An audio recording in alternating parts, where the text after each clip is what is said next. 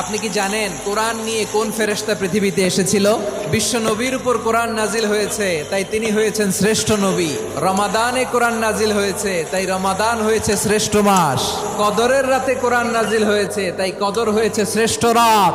সাইয়েদনা জিবরিল কোরআন নিয়ে এসেছেন, ফলে উনি হয়েছেন শ্রেষ্ঠ ফেরেশতা। আমরাও যদি কোরআনের সাথে সম্পর্ক বাড়াই, আমাদের মর্যাদাও এরকম, আমাদেরকেও শ্রেষ্ঠ মানুষ বানায় দিবে কে?